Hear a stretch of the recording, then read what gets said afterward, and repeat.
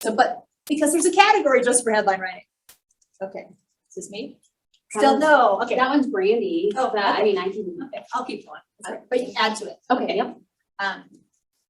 This one, when the NHSBA used to vet all the entries, this is where we have probably the most disqualifications because people didn't submit the stories that went with the headlines. So you can't judge a headline unless you see the story that it's representing.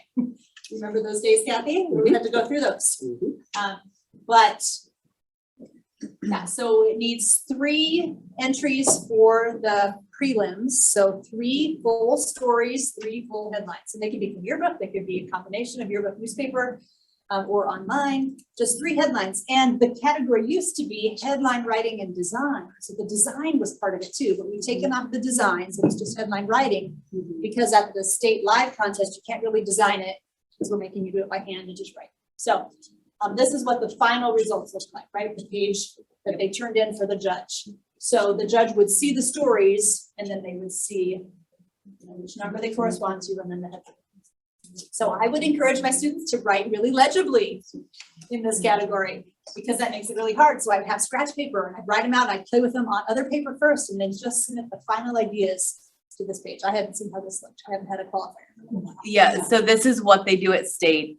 And they kind of get a packet and it has, 5 maybe articles total. I can't remember. It says 6. 6, okay. And then out of the 6, they can choose 1 article and it talks about it 1, 2, 3. So write at least 1 2-line headline. And then the next one, 3-line.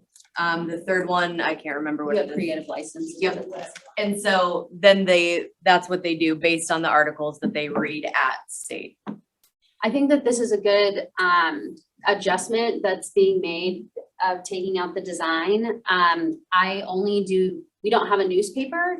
And so I would have students that would qualify in yearbook and we would use mod headlines so that things that maybe didn't go with the whole story. And when they got to the state contest, they really struggled. So I think that we're actually doing a service to the students by making it just about the words and not necessarily about the design. Good. And I would remind you all that a good headline has a subject, a verb, and an object.